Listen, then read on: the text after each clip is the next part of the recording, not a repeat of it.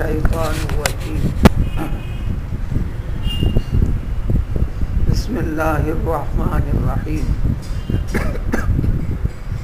یا ایھا المدثر قم فانذر وربک فکبر وثیابک فطہر والرجز فاہجر ولا تمنن تستکثر ولربک فاصبر۔ بالکل ابتدائی اسلام اور ابتدائی اسلام کے زمانے میں اللہ تعالیٰ کا کلام پاک اور نبی کی نبوت کی حقیقت کو جب ذکر کیا گیا اس مقام پر جہاں نبی کو اللہ تعالیٰ نے مبعوث فرمایا تھا اور جس مقام پر آپ کو نبوت عطا فرمائی تھی، مکہ اور مکے والے سب سے پہلے نبوت حاصل ہونے کے ابتدائی 13 سال بڑے بھیانک رہے۔ ان میں جو حالات ہوئے مکے والوں سے ہی اسی کو مطابقت دیتے ہوئے اس جیسے حالات اسلام جب جب دنیا میں پھیلانے کی کوشش کی جائے گی، پھیلانا ہے، اللہ کا حکم ہے، اللہ کا منشا ہے، لیکن اس جیسی شکلیں صورتیں پیش آتے جائیں گی، آتی رہی ہیں، قوموں کو کٹنا پڑا ہے، ملک بدر ہونا پڑا ہے، نقل مقام کرنا پڑا ہے، نسل کشی ہوتی رہی ہے۔ بھلے انسان ہزاروں قانون بنا لے، یہ شر اور شرارت نام کی چیز مختلف طریقوں سے زمین اور زمین پر رہنے والی قوموں کے درمیان میں چلتے رہے گی۔ اس جیسے حالات کے اندر کرنا کیا ہوگا؟ رب کا منشا یہی ہے اپنے بندوں سے جو اس کو مانتے ہیں، جانتے ہیں۔ سب سے پہلے درجے میں مخاطب تھے خود پیغمبر علیہ الصلوۃ والسلام، بالواسطہ اس جیسے حالات کا سامنے کرنے والوں کے لیے بھی اللہ کا حکم ہے، اسی لیے اس حصے کو قرآن میں باقی بھی رکھا۔ نیز یہ کہ جس پیغمبر علیہ الصلوۃ والسلام نے یہ دین لا کر تمہیں دیا ہے، لایا اور دیا اور تمہیں مل گیا، ایسا نہیں، لایا اور دیا اور تمہیں مل گیا، ایسا نہیں۔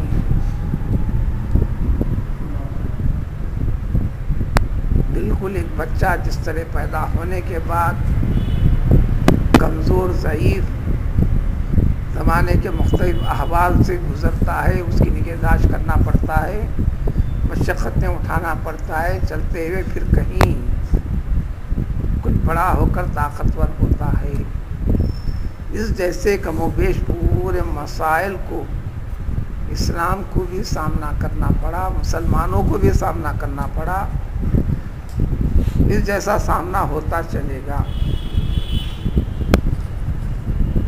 نبوت کے ملنے کے بعد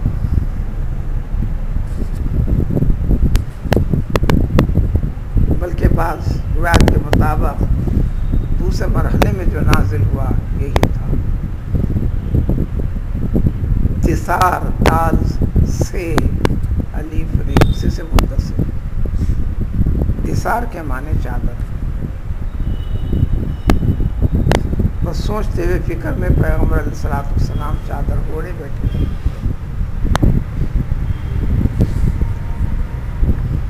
اور انسان بھی اس طرح دنیا میں غافل ہو کر، تمام سے تنگ آ کر، پناہ ہو کر اپنے آپ کو تنہا اختیار کر کے بیٹھتا ہے۔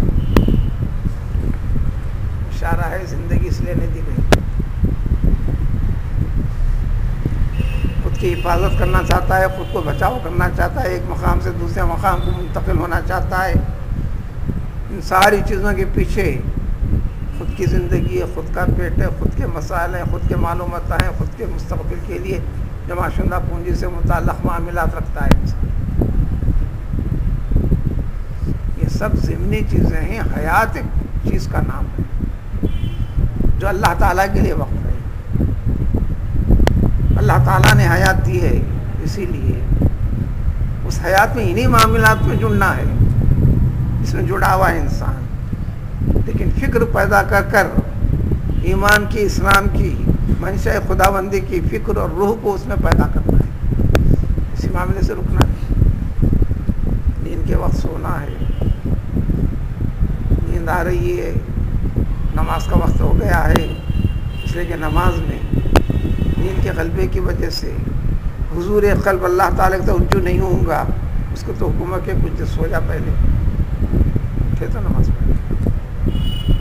بھوک لگ رہی ہے، پھر نماز کی ادائیگی کا وقت ہے، اس وقت فرمایا کہ تو اپنے بھوک کو مٹا لے. نماز کے درمیان میں اس کا اثر ہوگا، یا تو جلدی کرنا چاہے گا، یا خیال آنے لگے گا، وہ احساس فطری و طبعی جو محسوس ہونے لگے گا، تیرے خیال کو، تیرے توجہ کو تیرے رب سے بانٹتے جائے گا. اس لیے شریعت نے حکم دیا پہلے پیٹ بھر لے، پھر نماز پڑھو، پھر اب تمہاری نماز کو ہم دیکھتے ہیں. ہم نے کھلا دیا.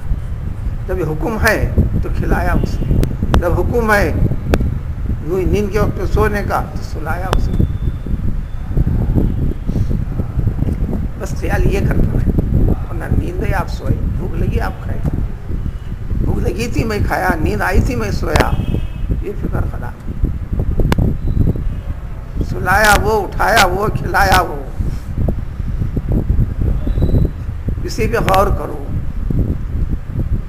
یہاں ایھا المدثر، اے چادر میں اوڑھے لپیٹے پڑے ہوئے انسان، یعنی پیغمبر، قم فانذر، بیٹھنا نہیں، اٹھو، جاؤ ان کافروں کو، نافرمانوں کو جا کر بتا دو تمہارے رب کا حکم کہ زندگی تمہیں کس لیے دی تھی، اس زندگی کو اس اللہ وحدہ لا شریک کے لیے وقف کرنا ہے. کہتے تو اللہ، کوئی قوم ایسی نہیں جو اللہ کا انکار کرتی ہو، اللہ کے توحید کے طریقے پر باقی نہیں ہے. اس کی تربیت دینے کا نام اسلام ہے. وَرَبَّكَ فَكَبِّرْ، اور اپنے رب کی خوب تکبیر ذکر بھی کرتے چلو، اللہ کی بڑائی بیان کرو، یعنی توحید کا سبب. اللہ کی عظمت و کبریائی، اللہ کے کسی کام میں کسی اور کی عظمت و کبریائی نہیں. بالکل ابتدا اسلام کا زمانہ نماز فرض نہیں ہوئی. سابقہ شریعت کی پر عمل، صبح ایک نماز، شام ایک نماز، جو شریعت عیسوی تھی. ساری شریعتوں پر آج بھی ہمارا ایمان، اسی کا نام اسلام. سارے رسولوں پر ایمان، اسی کا نام اسلام. کسی ایک نبی کا انکار کافر. اپنا سابقہ شریعتیں جو ہم کو قرآن کے ذریعے سے، پیغمبر کے ذریعے سے ملی ہیں، وہ حقیقی مصدقہ ہیں، اس پر عمل. دوسرے جو کہتے ہیں یہ ہماری انجیل میں، ہماری تورات میں، ہمارے فلاں میں ہوگا نہ ہمیں اقرار نہ انکار، اس لیے کہ تصدیق اس بات کی اللہ نے کروا دی ہے کہ ان لوگوں نے ان کتابوں کو صحیح طریقے سے باقی نہیں رکھا، اس کی وجہ سے ختم کر کر تمہیں نئی کتاب دی گئی ہے.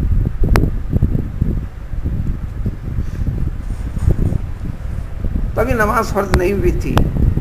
پاکی کا حکم دیا، ہمیشہ پاک صاف رہو، تمہارا کپڑا پاک ہونا چاہیے، بے طہارت والی کیفیت میں نہیں ہونا چاہیے، گندگی لگی ہوئی حالت میں پہن کر پھرنا نہیں چاہیے. پورے اوقات زندگی کے کپڑے کی پاکی، بدن کی پاکی اسلام کا حصہ ہے. الطہور شطر من الایمان، نبی کریم صلی اللہ علیہ وسلم نے بعد میں فرما دیا. دیکھو پاکی، پاک بازی ایمان کا حصہ، بلکہ آدھا ایمان ہے. جو سمجھو کہ آدھا ایمان ہے، اب میں طہارت سے نہیں ہوں، یہ کہتے پھر رہا، زندگی گزارا، پھر مسلمان کہلاتا ہے، تو پھر اسلام سے دور کا تعلق نہیں ہے اس کو.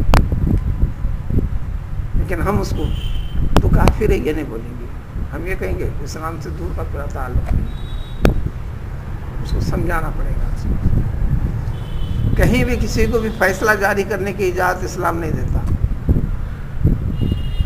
دیکھ میں شب و روز نماز پڑھتا ہوں، تو مسلمان کہلاتا نماز نہیں پڑھتا ہوں، تو دوزخی ہے، یہ بولنے کا اختیار نہیں۔ یہ دوزخیوں کے عمل ہے، یہ کہو۔ اس زندگی سے دوزخ دی جاتی کرتے، یہ کہو۔ مگر تو دوزخی ہے، اسی طرح بڑھانے کا تو جنتی ہے، یہ فیصلہ بھی نہیں۔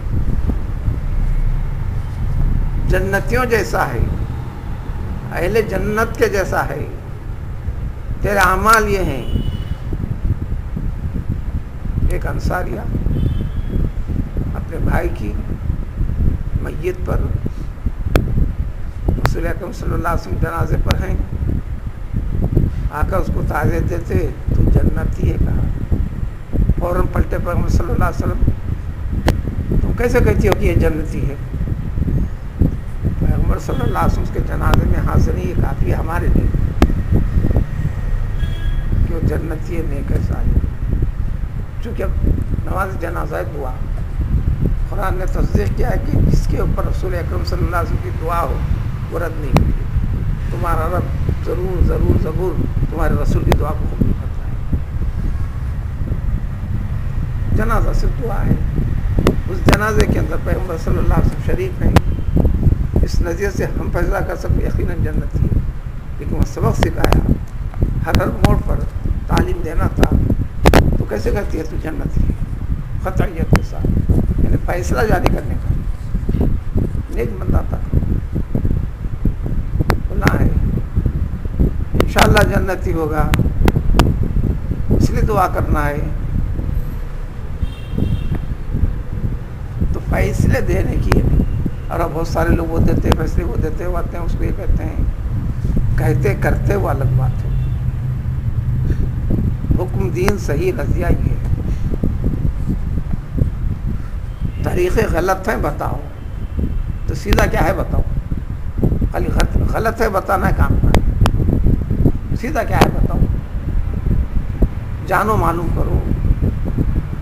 اب پیچھے کہنے سے کیا ہے، کون کہتا اس کے حساب سے آمنا سامنا کرو۔ یا تو آپ بگڑے ہوئے ہوں گے تو اس سے سن کر سدھر جاؤ، یا وہ بگڑا ہوا ہے تو اس کے بگاڑ کو درست کرو۔ اسی کی کمی ہے کموکش، والرز فہجر، یہ سرکشی، نافرمانی، بت پرستی، طاغوتیت، یہ ساری چیزیں اے پیغمبر صلی اللہ علیہ وسلم چھوڑ دو، جبکہ بچپنے سے آپ تک کبھی کیے نہیں نا، شبہ ہے آپ کے واسطے سے تمام انسانوں کے لیے۔ ان جیسی چیزوں کے بالکل قریب بھی نہیں ہونا، صرف اخلاق بتائے گئے۔ پورے اسلام میں سب سے بڑا نمونہ اسلام کا، انسان کا بہتر طریقہ طرز زندگی، اخلاق، برتاؤ۔ وَلَا تَمْنُن تَسْتَكْثِرْ، دیکھو کسی کے ساتھ مہربانی کر رہے ہیں، یہ امید نہیں رکھنا اس کے ساتھ ہے محمد صلی اللہ علیہ وسلم اس کے بعد اس کے بدلے میں اس سے اچھا میرے ساتھ کرے گا۔ یہ پیغمبر صلی اللہ علیہ وسلم کے لیے لازم کر دیا، جبکہ یہ چیز عام انسان کے لیے جائز ہے توقع رکھتے کرنا، لیکن اخلاق سے ذری دور بات ہے۔ یہ کر کر اس سے مجھ اپنے لیے توقع رکھنا کہ اس کے بدلے میں جب کرے گا وہ مجھ سے اچھا کرے گا، زیادہ کرے گا، زیادہ حاصل کرنے کی نیت سے کچھ اچھا کام کسی اور کے ساتھ کر رہے ہیں، احسان برتاؤ، ایسا نہ کرنا۔ وَلِرَبِّكَ فَاصْبِرْ، اپنے رب کے خاطر وہ پوری زندگی فکر، عمل، عبادت سب آ جائیں گے، اس میں آنے والی رکاوٹیں بنا۔ اپنے رب کے خاطر صبر کرو، برداشت کرو، یعنی ہر چیز آسانی سے ہو جانے والی نہیں ہے، صبر سے کام ہوتا۔ چھوٹے موٹے زندگی کے انسان کے ہر کام کے اندر بھی اطمینان، سکون، صبر کی ضرورت ہوتی ہے، لیکن انسان ہے فطرت میں جلد باز، فخری عقیدے والی باتوں کے اندر، ایمان اس پر باقی رہنے والی باتوں پر، توحید کی عقیدے سے جڑے رہنے والی باتوں کے اوپر بڑے بڑے مشقتیں، بڑی بڑی رکاوٹیں اپنوں کے آتے ہیں، غیروں کے آتے ہیں، قریب کے لوگوں کے آتی، دور والوں کے آتی، زمانے کے آتے، زمینی آتے ہیں، آسمانی آتے ہیں۔ ان جیسی صورتوں کے اندر پوری صبر کرتے چلے جاؤ۔ جو اس طریقے کو اختیار نہیں کریں گے، آگے نہیں بڑھیں گے، بھیانک قیامت کا منظر، قیامت کا انجام کا منظر، دنیا میں اس قسم کی بے پرواہی سے سر ہلا کر اطاعت نہ کرنے والوں کا انجام، بس اس سورے کے ختم تک یہی معنی مفہوم آئے گا۔ اور یہ عقیدہ دیا گیا کہ دیکھ تجھ کو مرنا ہے، پھر کیا کیا ہونے والا ہے۔ عقیدے کو، آخرت کے خوف کو یاد دلایا گیا، دلا کر توحید کے صحیح راستے کو اختیار کرنے کی تاکید تلقین کی گئی ہے۔ اس کی تفصیل اگلی آیتوں میں آتی ہے۔